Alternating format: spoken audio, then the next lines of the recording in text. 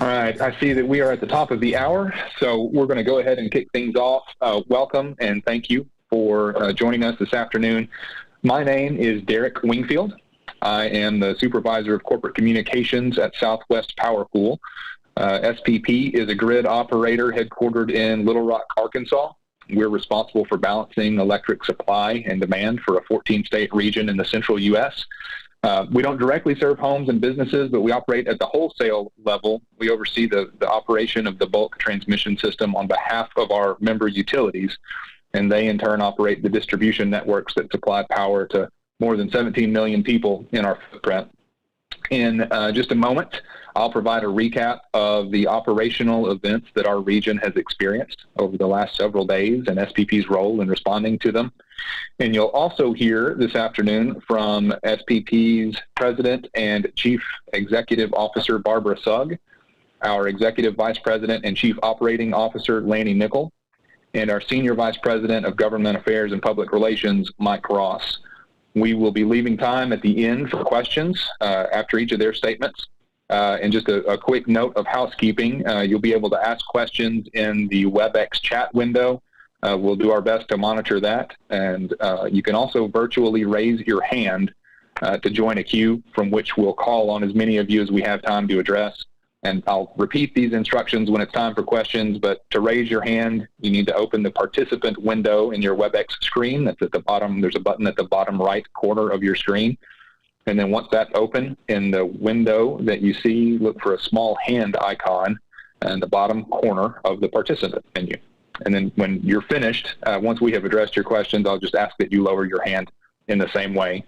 And then one final housekeeping note before we get started, this event is being recorded, and we'll provide a link to the recording to everyone who is in participation. You're free to use that video in your reporting. So with that, I'm going to turn things over to Southwest Power Pool President and Chief Executive Officer Barbara Sugg for some opening remarks. Barbara. Thanks, Derek. I appreciate the invitation to be here today. I do want to reiterate a few things that Derek said in his opening remarks. We are like the air traffic controller for the electric power grid, and we do operate across 14 states. We work hand in hand with the local electric companies and the energy suppliers throughout our entire 14-state region, and also working with our neighboring regions to manage the grid around the clock.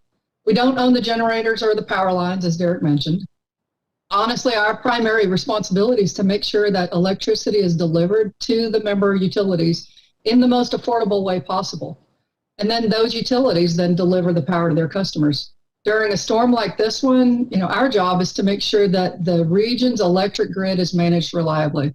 The decision to reduce load, even just a single megawatt, is a decision that we never take lightly.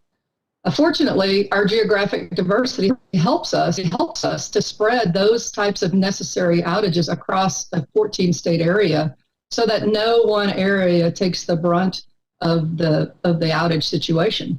And our local utilities then utilize their plans that they have in place for issuing rolling outages within their areas. So, we simply have to continuously balance power supply and demand. And we also have to keep the transmission infrastructure operating within the safe limits that it's designed for to prevent uncontrolled and cascading outages from occurring, which would be much, much more devastating than anything that we've seen this week. And so with that, those are my opening remarks. I appreciate you all being here.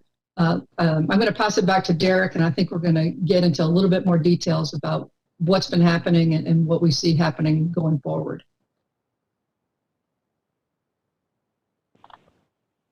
Thank you, Barbara. So I just want to take a moment to walk through the timeline of events that have occurred over the last several days, just to frame the rest of the conversation. So this has been an unprecedented event for the SPP region. We actually began planning for this according to our forecasts several days ago, and the first sort of publicly visible step that we took was the declaration of conservative operations on February the 9th. Conservative operations, that's just our way to signal to our generator and transmission operators that conditions are going to exist that could stress the system. And so we and they should begin to operate the system more conservatively. And there's a number of things that we can do along those lines. So the next step that we took was the issuance of our first energy emergency alert level 1, which we did on Sunday, February the 14th at 5 a.m. There are 3 levels of energy emergency alert that increase in severity. The first level just means that conditions exist that could lead to the exhaustion of our reserves. So we still have enough power. We're able to serve all load at that point. We have our full reserves, but we anticipate that we could have to dip into operating reserves. So again, that happened on Sunday, February the 14th at 5 a.m. And then just a little bit later that morning at 7:22 a.m. on Sunday, February the 14th, we issued an energy emergency alert level 2. And around that time, we also made our first public appeals. We worked through our member utilities and asked that they reach their end-use consumers and encourage people to begin conserving energy. I'll note, I mentioned that this was an unprecedented event. That marked the first time that SPP has ever had to declare public conservation, or that we have ever issued an energy emergency alert level 2. Then on Monday, February the 15th at 10:08 a.m., we issued, again, our very first energy emergency alert level 3. And that means that we are now operating under our minimum required reserves. At that point, we were still able to serve all load, but we were dipping into those reserves.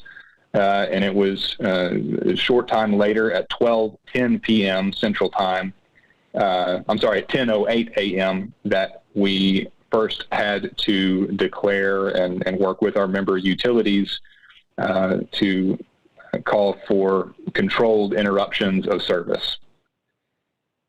So that was Monday, February 15th. We were able to restore all load 50 minutes later, though. And so we very shortly thereafter were able to get enough generation online to restore load. And by 2 p.m. that afternoon on February 15th, had backed down to an energy emergency alert level 2.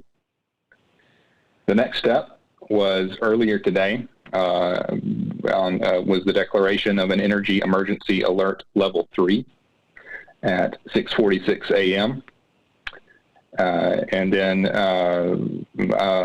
we also had to curtail energy later today, but by 11:30 a.m., we had returned to an energy emergency alert level 2. And then as of 12:31 p.m. Central Time today, we returned to an energy emergency alert level 1. So currently the SPP system, and that's a 14-state region in the central U.S., we are able to serve all the load on our system. We have enough generation online, and we are able to meet our reserve requirements.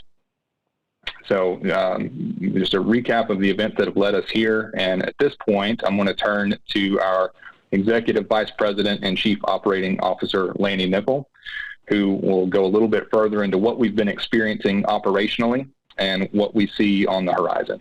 Lanny? Well, thank you very much, Derek, and appreciate you providing a step-by-step explanation of the various events and steps along the way that we have experienced so far. I want to go back just a little further and do a little bit more of an explanation as to how we got to where we're at. I know that many of our consumers across the region are curious and frustrated and wondering why there wasn't better preparation. And so I want to address that just a little bit. We began actually to prepare for this event over a week ago. We saw the potential for the winter storm. It was in a lot of forecasts.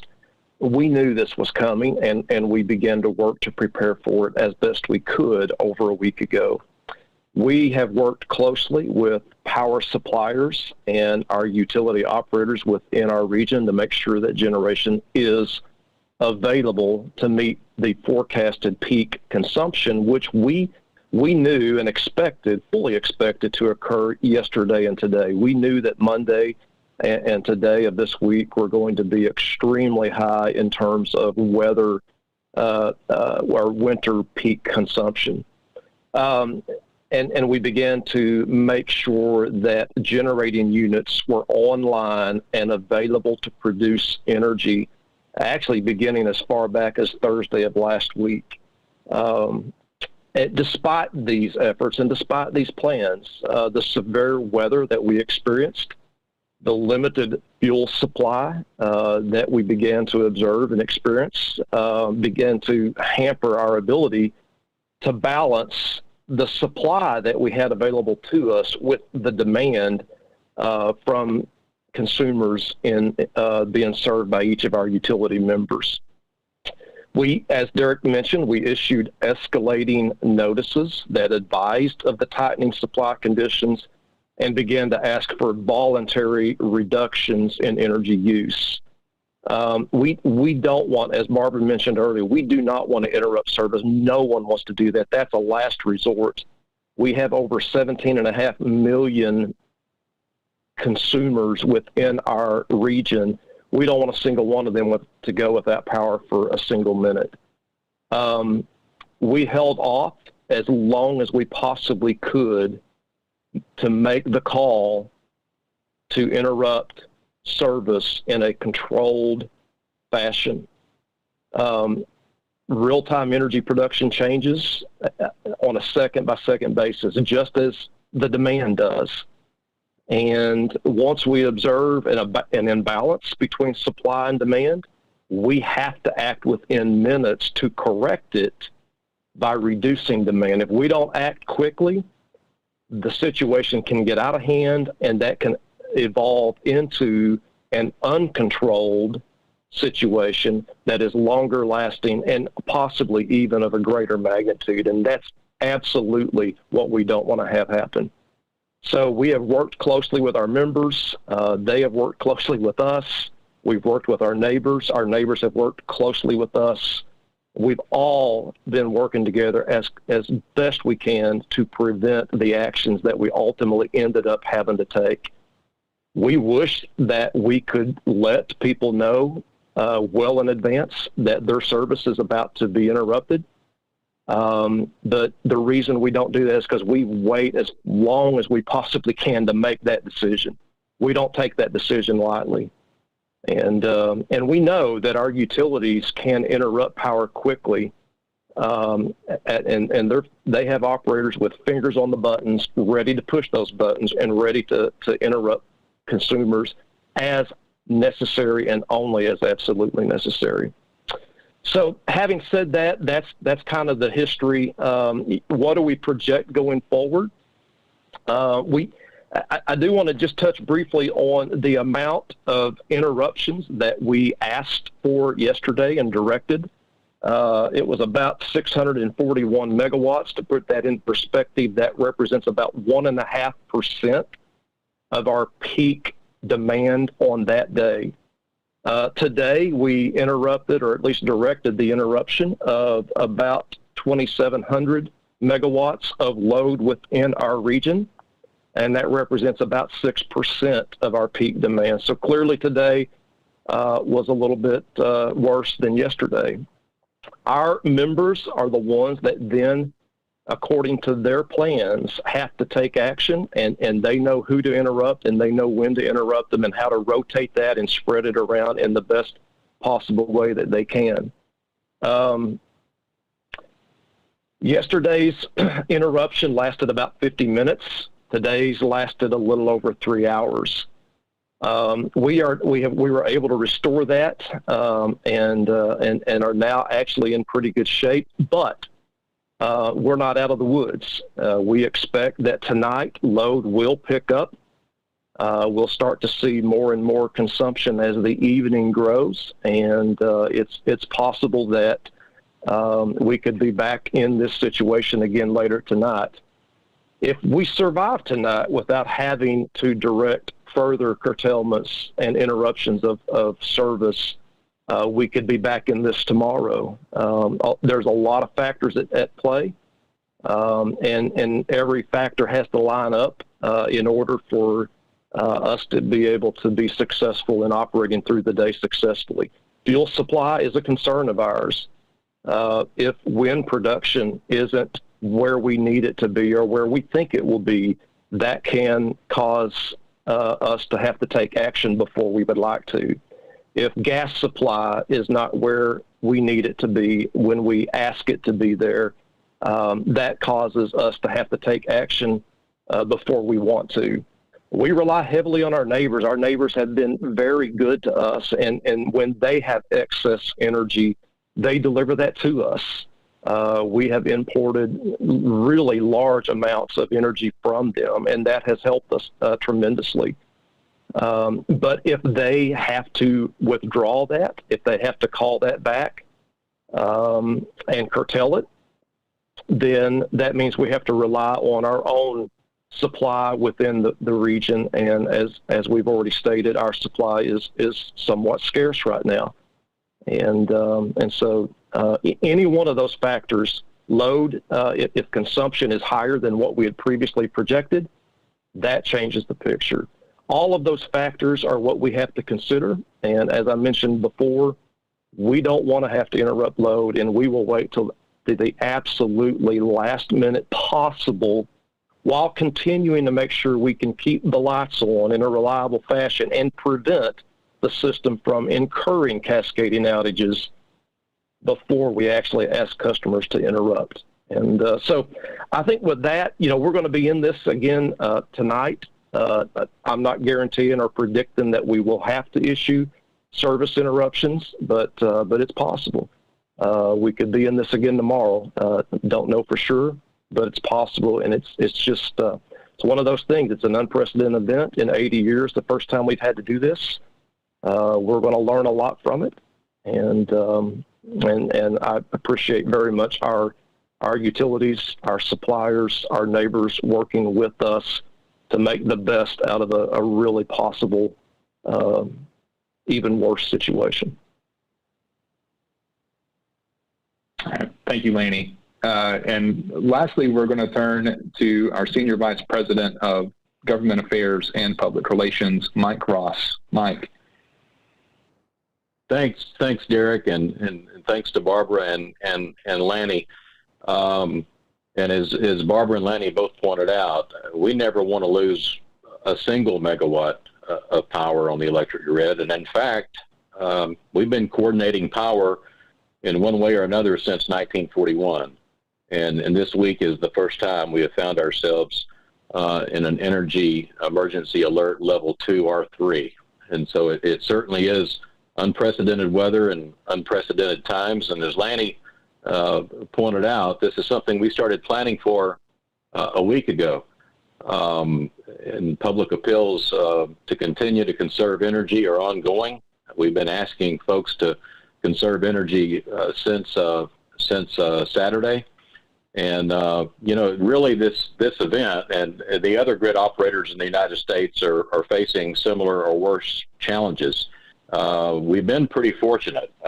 641 megawatts out of about 44,000 megawatts is what we lost yesterday, and that was for 50 minutes. And today, a little more substantial, 2,700 megawatts, and we lost that somewhere between 1,500 and 2,700 megawatts. The entire time frame for that today was under 3 hours, about 2 hours and 45 minutes. But this has been created by what I call the perfect storm. Record low or near record low temperatures are causing record high demand for electricity. In fact, we set a new winter peak yesterday on the SPP system. Inadequate supplies of natural gas that are needed to power gas-fired electric generators has been an issue for us. And then extreme cold temperatures. The extreme cold has made it difficult for some units to operate. Lanny mentioned wind. We actually, we used to only have to forecast how much energy was needed about a day in advance and make sure the generation was there, the load was there to match the demand. And now we also have to forecast the wind, and we have to do that days in advance because some of these larger gas and cold units can take, a day or more to get up and running. And we came in on forecast. In fact, wind has produced a little bit more than what we had forecast, but it's about, 10% of our energy mix. And the average for the year is about 31%. And we forecast the wind to pick back up later in the week. And then there isn't enough available generation to meet demand during the severe weather event. And record demand is causing transmission loading issues. So sometimes you have enough generation, but the demand is so great on the system that you can't put that much generation on the transmission lines without the potential to overload them. So let me just wrap up by reminding everyone that, a coordinated temporary interruption of service is something that we never want. But when we're required to do it, it ensures that no one is without power for very long and prevents potential damage to the system, which can lead to longer outages. So, in an ice storm, you don't know how long you're going to be out. Sometimes it's days. I've experienced those where it's been more than a week in my lifetime. This is a coordinated temporary interruption of service, something we never want to do. But when we are required to do it, we're doing it so that it does not lead to longer, prolonged outages. And so, as Lanny mentioned, SPP's forecast anticipates that due to high load and persistent cold weather, it's likely that our system will fluctuate between these energy emergency alert levels over the next 24 to 48 hours. So with that, Derek, I think I'll pass it back to you, and we'll be glad to answer any questions anyone might have. All right. Thank you, Mike. And yes, we're going to take some questions now. Again, you can, if you want, you can send a question in the chat. Several of you have done so already. You can also raise your hand. And again, just you want to clarify how to do that. If you're unfamiliar with the WebEx platform, just open the participant window. If you're on a desktop machine using that application, it'll be in the bottom right-hand corner. And once that window opens, in the bottom right corner of that window, you should see a small hand icon. And once you've asked your question, if you'll click that button once again, it will lower your hand so we can move on to the next person in the queue. So I'll ask a couple of questions that were asked in the chat first. And the first one comes from Kat Reed with 41 Action News in Kansas City. Kat asks, when controlled outages are no longer needed, is that because load dropped or because we found additional generation capacity? So Lanny, you might just comment a little more on some of the variables that go into balancing load and generation and when we would either curtail load and then cease to curtail load. Well, Kat, that's a great question. I appreciate you asking it. It normally is a combination of factors that can cause us to either have to go into the EEA3 and issue the directives to curtail load, and then vice versa to come out of it. And you mentioned two of them. Generally speaking, what we have observed throughout this entire event is that load does drop off after a certain time in the morning, and that relieves some of the pressure and stress that we have against our supply that's available. We've also observed certain generation that has become available after some period of time, and we've also seen it become unavailable. And then also the third factor that is a big one for us and that we have observed impacting when we come into and go out of these events is our ability to import from our neighbors. They have excess energy.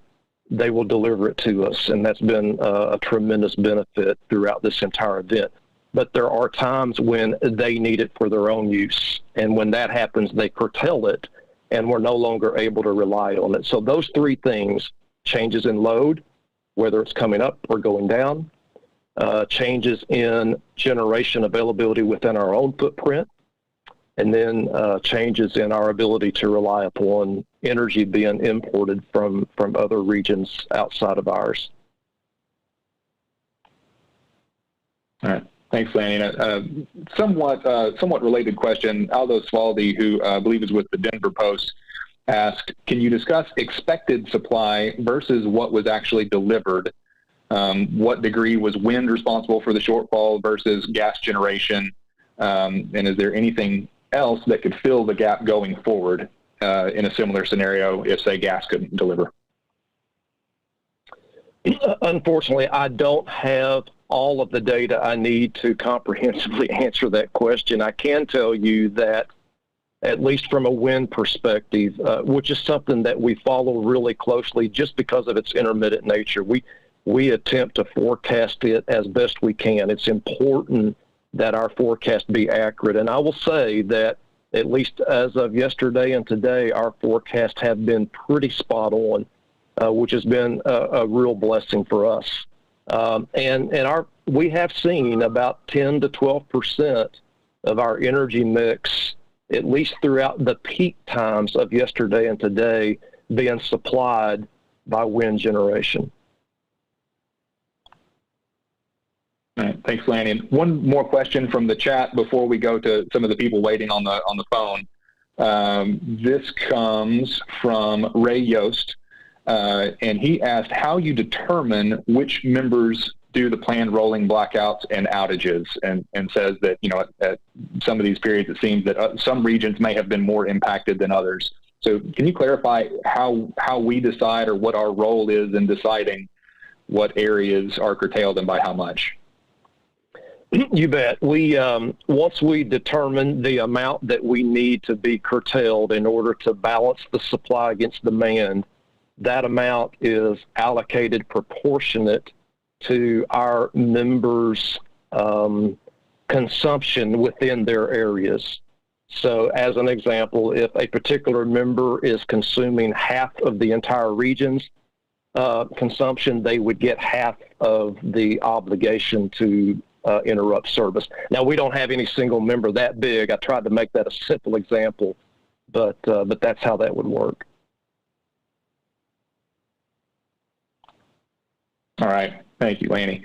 So first up on the phone, we have Chris Polanski. He's with KWGS in Tulsa. Chris, I am unmuting your line now, so you may ask your question. Great, Derek. Can you hear me? We can indeed. Go ahead. Excellent. Thank you all so much for doing this availability. It seems as though the message here is things are still kind of unknown and a bit precarious, and consumers should still be conserving. Here in Oklahoma, pretty soon, the Thunder are about to play at their arena. With all that heating and all that lighting and everything else at the arena, is that something that could have a negative impact on this system? Well, first of all, go Thunder, and good luck to them if they, in fact, get to play tonight. Chris, I don't know how much energy they would consume if they were to play. My best advice would be to contact the local provider in that area, and if we do get to the point where we need to interrupt load, that's got to be something that would be coordinated with that local provider, and I'm assuming that's Oklahoma Gas and Electric. Hey, Lanny, I may add that a load of that magnitude is also considered in the projections. Those games are scheduled in advance. When we forecast the load, working together with our member companies, we know about events like this, and that type of data feeds the forecast. So it wouldn't be a surprise. It would be part of what we're planning for already. Yeah. And like I said, if the situation becomes such that forecasted load is greater than we can serve because of lack of supply, then the decisions that would be made to interrupt service would be done. Where at least specifically that service would be interrupted would be decided by the local utility. I would just add, and as Lanny pointed out, we have 104 members of Southwest Power Pool, and so when we're forced to do a temporary interruption of service, it's prorated by each utility company, and then that utility company, they already have emergency plans in place to where, based on the amount of power they've got to reduce, it's planned, and typically it's planned to protect things like hospitals and so forth and so on. And so when you have a planned outage, it may hit this section of a utility's service area for a few hours, and then it moves to another area. So it, unlike an ice storm, when you're out until the distribution lines are restored. And so, but those decisions aren't made by us on who gets cut. It's made by the local utility, and they have plans in place to. In fact, the government requires this. There's drills on this all the time by us and the grid operators for your local utility. Like we've said, this is the first time we've been in an EEA 2 or 3, and I'm real proud of the way our team and our operators and our member company operators have handled it, and that's because there's drills on this, and they practice this, and unfortunately this week we had to implement it. All right. Thank you, Chris, for the question. Next, we're going to go to Dylan Richards. Dylan, I believe, is with KOCO, the ABC affiliate in Oklahoma. Dylan, you can correct me if I've remembered that incorrectly, but I'm going to unmute your line now, and you're free to ask your question. Yeah, that was right, Derek. Thank you. I have two, if that's okay with you all. The first being, can you help folks understand who are going through service interruptions? What would happen if you all did not direct those types of service interruptions? What would happen to the grid and the power supply? And then the second is, I know you guys said this is unprecedented for your system and you guys are learning from this. What are you guys learning on the communication? I know it's so hard to communicate to people ahead of time because you wait until the last possible minute to do service interruptions. Are you guys taking a look at that process and how that can be improved? Thank you. Well, I'll answer that last question first. We will be looking at everything that we've done throughout this entire event and looking for opportunities to improve. Our members will be looking at that with us, and our regulators as well. And so there's no doubt that any time you do anything like this, there's going to be opportunities to improve, and we'll be looking into that. In terms of what would otherwise happen if we weren't proactive and performing the cautionary steps that we've been taking, really two things. One, we would violate mandatory reliability standards that we have placed on us. We're required to do this. Our federal government and the reliability organization that audits entities like us expect us to take these precautionary measures. We're required to do that. So, and we're subject to violations and penalties if we don't follow those standards. Secondly, it's hard to tell exactly what would happen because we do everything we can to prevent it. I can refer you to an event that occurred back in 2003 in the northeastern part of the United States. That was an uncontrolled event with cascading outages that affected millions of people for days and weeks. And I've seen various estimates of the cost of that event ranging anywhere from $6 to $10 billion. That's not something we want to see happen here. Thank you. I would also mention that we would love to be able to communicate sooner. But literally, these decisions are not made by our COO or CEO. It's our grid operators on the desk. They're following guidelines, regulations, and energy is moving almost at the speed of light. And these decisions are made as the decision needs to be made based on the guidelines Lanny referenced. And so it's not like, we're going to have to reduce power an hour from now or 10 hours from now. It literally is a decision that's made within minutes, if not seconds. And so we get the message out as quick as we can. But this is probably a good opportunity to point out we're still in the Energy Emergency Alert 1. And anything that you can do as the media to help us get the word out to residents, to end users, to residential and businesses, whatever they can do to conserve energy over the next couple of days. We need their help doing that. Their local utility needs their help doing that. I know usually one of the peak times is at night and early morning, and late at, in the afternoon, late afternoon to early evening is peak times. And so, if you can just postpone washing the clothes or turning the dishwasher on, it makes a big difference. And so we need people to try to, turn that thermostat down a degree or two and work with us for the next couple of days, because how much power we need on the system, how much generation we need to meet demand, that's really up to consumers. How much electricity are they using? And we need their help. Hey, I want to follow up one thing about what Mike just said, because I think it's a really important point. The conservation efforts have been incredible and have been very much appreciated. There is no doubt in my mind that these outages would have been much, much more significant had it not been for individual customers, businesses, industries doing what they can to reduce the load. So we're not out of the woods yet. We need that conservation to continue. It absolutely makes a difference. And we appreciate our local utility companies for getting that message out to their customers. I hate that we even have to ask for it, but we do, and that's where we're at now.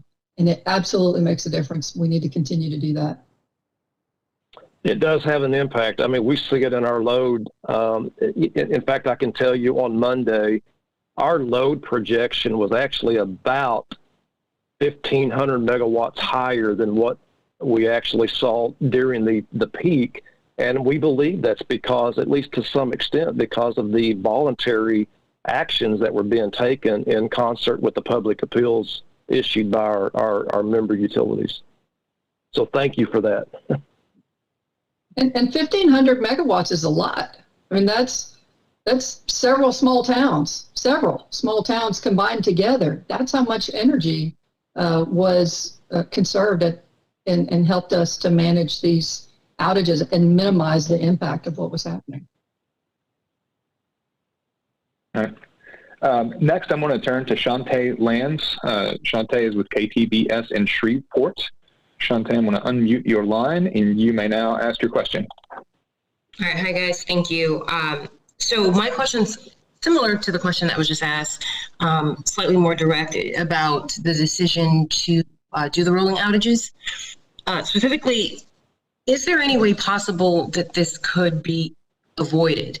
And it may be no, but I wanted to ask. The reason partially why I'm asking, there are residents, one in particular in Shreveport, who has COVID, and she lost power, and it made it a little bit more difficult for her. So I know everyone has their own issues, especially in this pandemic, but I would be remiss if I didn't ask on behalf of some of the people that have been reaching out to our station and I guess complaining and expressing their concerns over losing power. And I guess the second go round, it was for several hours. So my question is if this could possibly be avoided, and if so, is there an alternative? Shantae, I appreciate the question. I understand the frustration that you're hearing, and I'm sure several of our participants on the phone today have already heard as well. If we could have avoided it, we absolutely would have.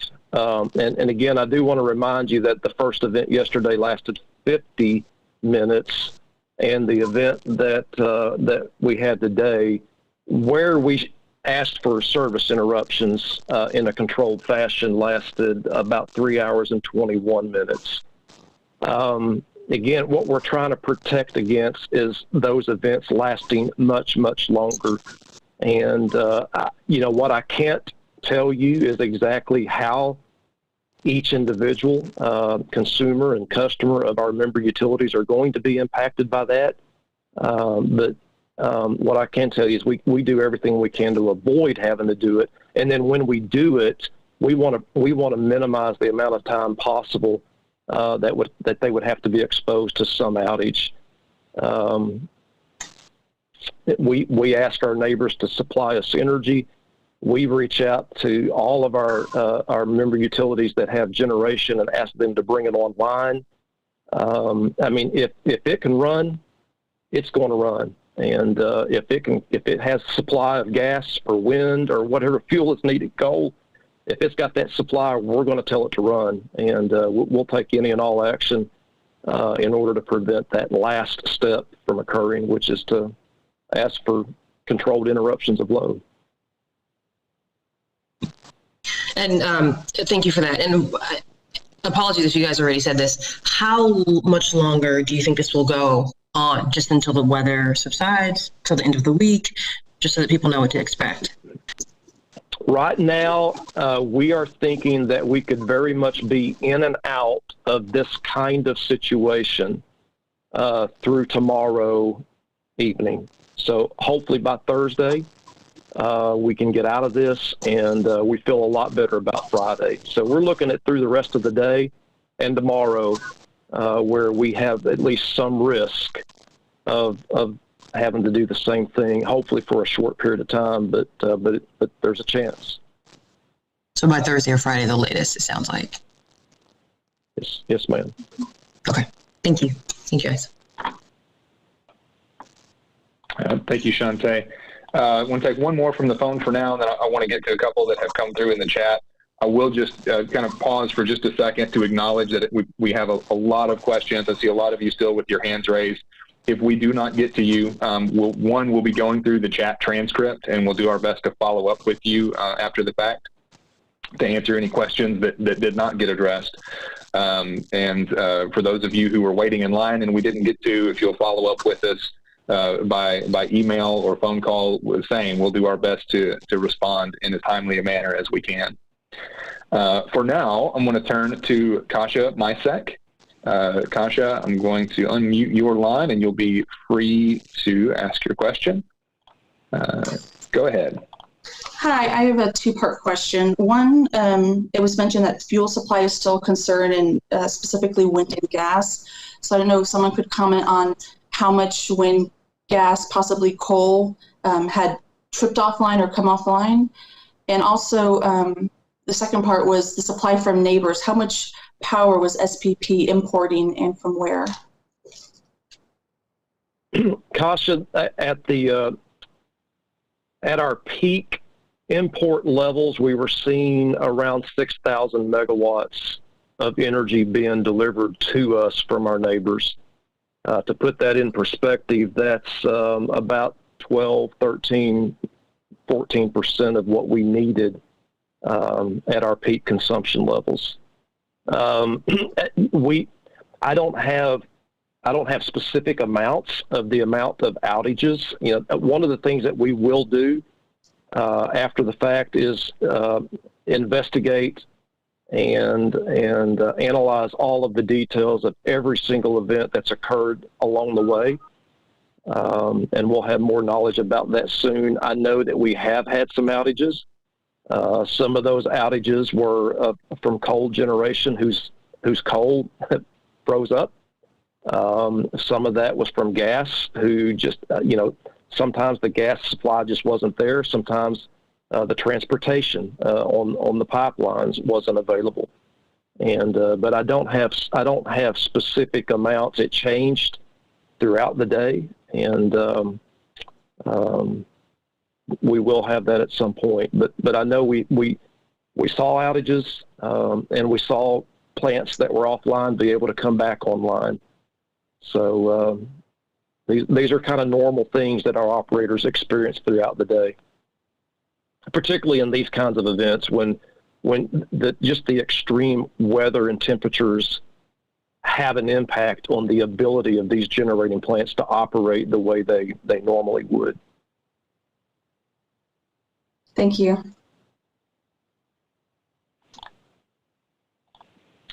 All right, I want to get to a couple more of the questions that have been asked in the chat. There have been a couple related to sort of the chain of communication and how notifications are sent out.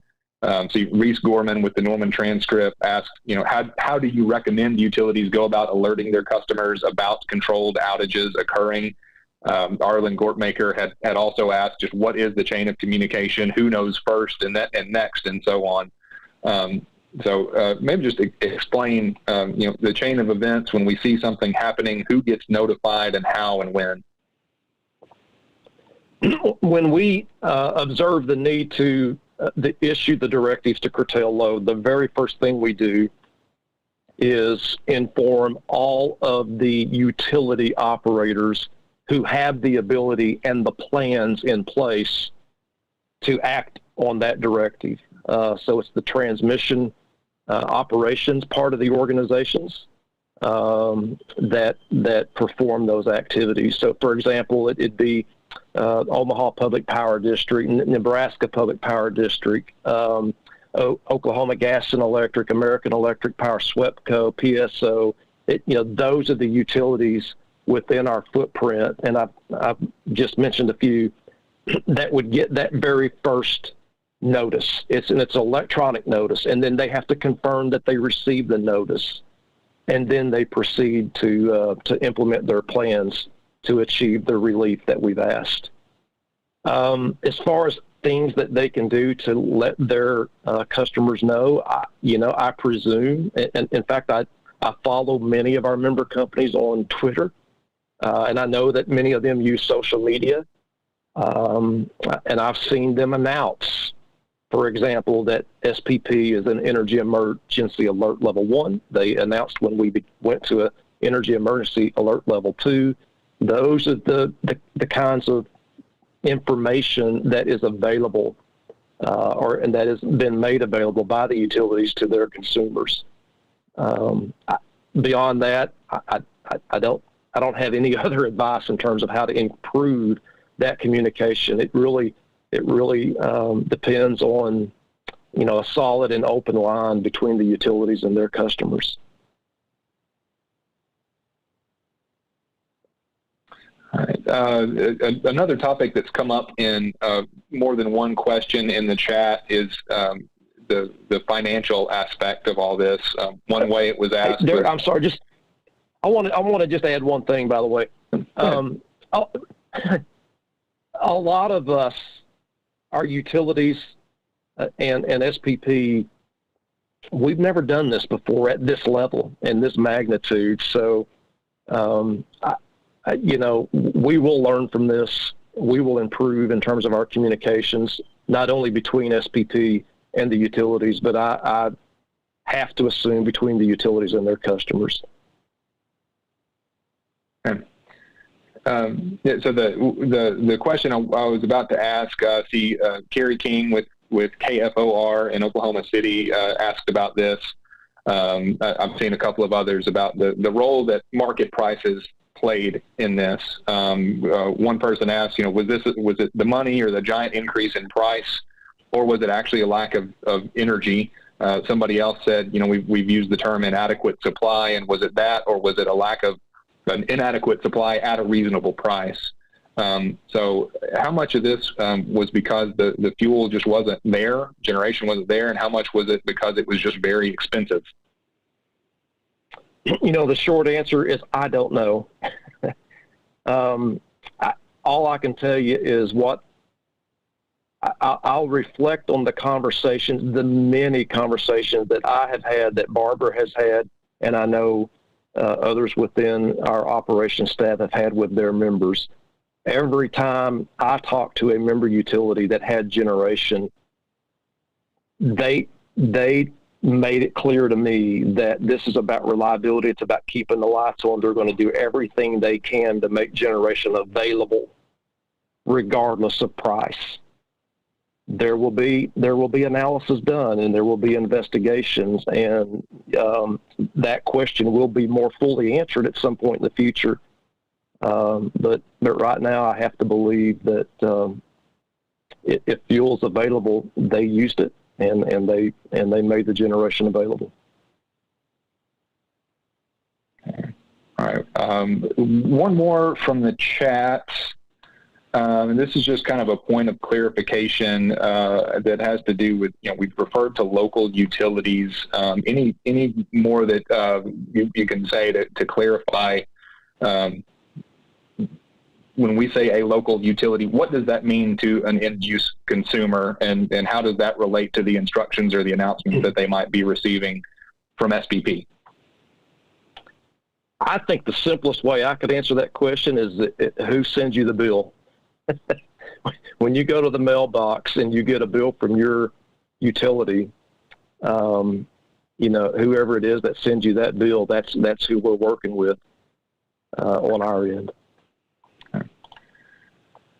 All right. I'm hoping we have time for one or two from the phone. I'm going to go next to Matt Flinner. I think Matt is with KMBC in Kansas City, if I have that correct. You can confirm, Matt. Unmuting your line now. You can go ahead. Hey, good afternoon, everybody. Thank you so much for doing this. This is super informative and helpful. We had a state representative in Kansas say yesterday we're putting too much reliance on sources that cannot meet our energy needs, especially in times like this. He's specifically talking about wind here. And I wonder if you could just expand on that and whether or not a statement like that might be true, and the thinking that we're putting too much reliance on sources like wind. I know there's been a lot of chatter. Matt, I think, for me at least, you cut out just a little here bit. In our area. I apologize. I didn't know I was interrupting you. You cut out, and I thought you had stopped. Yeah, let me ask that one more time. The statement that you were wanting me to opine on? Sure. I'm going to chime in. I'm also having a hard time hearing Matt, but he had sent something in the chat, so I'm going to read this and hope that it summarizes what he was asking now. What he had chatted to me and said, we had a state representative in Kansas say yesterday, quote, "We're putting too much reliance on sources that can't meet our energy needs, especially in times like these." End quote. But he clarified he's referring mainly to wind. So could anybody speak to this statement and whether we feel that's true?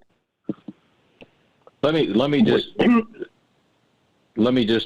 point out, just remind folks that we don't own the generation, and we don't determine what kind of generation is built. It's it's your local utility in conjunction with their state regulators and others that determine what kind of generation is built. Now, they are required to have us do a study on how that generation would reliably connect to the electric grid. But basically, we're fuel agnostic. We facilitate the wholesale electric market. We don't pick the winners and losers. The market does.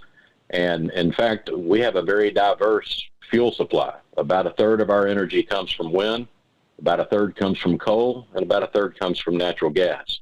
I don't know if Lanny and Barbara want to add anything to that.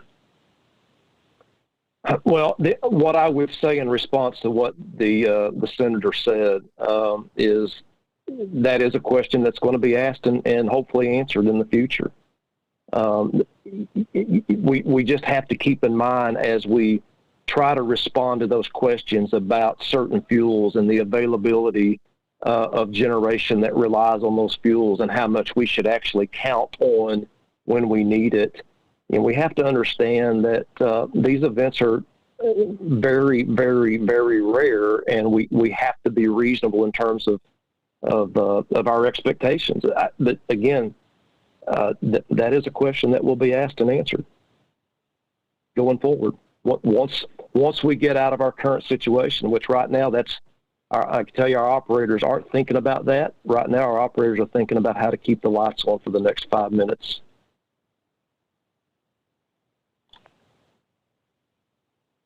All right. And Matt, I apologize that our audio connection got interrupted there. I hope that does address your question. And if we need any further clarification, you can chat or email me. We'll take one more question from the phone, and then there's another that has been mentioned several times. So we're going to end on one after that from the chat, and we'll do our best to follow up with everyone else offline. But for our last question from the phone, I'm going to turn to Adam Willis. Adam, I'm going to unmute your line, and if you wouldn't mind just clarifying what organization you're with. Go ahead. Sure. Appreciate you taking my question. Adam Willis, I'm with the Fargo Forum in North Dakota. My question is, our Governor Doug Burgum in North Dakota, put out a press release today saying that he was urging the Western Area Power Administration, WAPA, basically to give as much advance notice to residents as possible, given the complications going on and the short notice that's coming from SPP on these issues. I'm just curious if you can speak to whether that's possible right now, given the circumstances. Can these utility providers provide more advance notice than they're already giving? You know, it would be very difficult to provide advance notice with a high degree of certainty. What we can do, and what we have done, which is available for any of our utility members to consider, is just given the advance warning that this could happen. But you know, to be able to tell somebody in 15 minutes exactly expect your load to be turned off, I don't know how they would be able to do that, because we're all waiting till the absolute last moment to make that decision. That covers my question, but I appreciate you taking it. Yeah, I want to add just one comment. We're waiting till the last minute because we have to wait till the last minute. Okay, we don't want to cut people preemptively. If there's a way to avoid it, then we're going to avoid it. And there's a lot of moving parts, and it does change by the second. And we do have to make these decisions. That's why we have the energy alerts. So we have levels 1, 2, and 3. Once we get to level 3, ideally, everyone in the region knows we're at a level 3. And what level 3 means is if things continue to digress, we will have to issue blackouts or issue interruptions. And so, you know, I think that's probably the best those companies can do is, and as Lanny mentioned, we've seen quite a few of them that are posting those kinds of things on Twitter and, you know, issuing robocalls to their consumers and other things. So.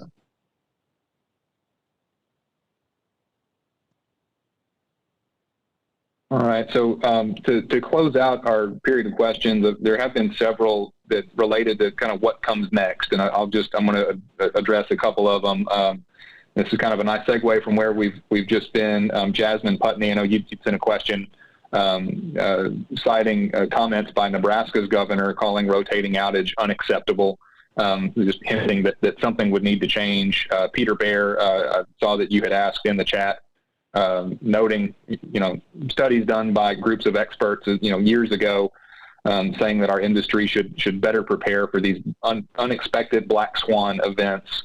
And others of you have asked about, you know, what we anticipate going forward in terms of investigations and changes in policy and things like that. So just to any of you, Lanny, Mike, Barbara, any comments on what you think is next and what we'll do to try and prevent something like this from happening again or to mitigate the effects of another event?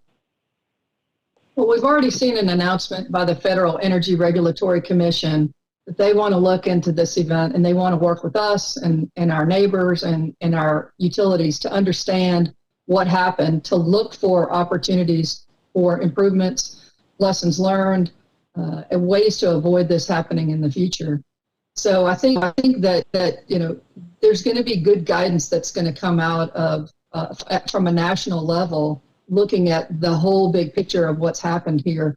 This deep freeze in the South, it is unprecedented. We've set record temperatures here where we're located, and it has stayed cold for a long time. So it is definitely an unusual weather event. And you know, SPP is a 14-state region. You know, one of the benefits of RTO membership, in my opinion, is that, you know, we have this geographic diversity, and when things are happening in the northern part of our footprint, oftentimes the southern part of our footprint is able to pick up the slack, produce extra power, alleviate some of the concerns. In this case, what we're seeing now is the challenges are really in the southern part of our footprint, and the folks up in the north, as part of our region, are helping out. It's unfortunate. It is completely unfortunate that we have to issue a single outage, and that is the worst situation for us, short of cascading and uncontrollable outages happening. And we're benefited by the fact that it is spread across such a huge area that we don't have to take a city the size of Kansas City and black them out for 3 hours. We are able to spread that everybody working together as part of one big team, and I think that's one of the benefits of regional organizations like SPP. And we're not going to do this alone. We are an organization. We're highly collaborative. We have very engaged members. One thing that our industry does well is it plans ahead and tries to protect against these kinds of more routine situations. I don't know that this is routine. One thing it does even better is it learns from events when these kinds of events happen. That's exactly what we saw after the 2003 blackout. We learned a lot, and there were changes made as a result of that, and there could be some changes made as a result of this. I will tell you that the industry as a whole plans generating resources and the amount of capacity needed in order to try to prevent no more than a 1 day in 10 years loss of load event. I think in SPP we've been pretty successful in that we've had 1 in 80. Don't want to underestimate this one. Don't want to trivialize it. It's just that these kinds of policy discussions will happen, and we'll have to consider whether or not we want to move away from what we have traditionally planned for, and how we've worked together to make these kinds of things to be non-events. You only hear about them when they're an event. You don't hear about them when we keep these from being events.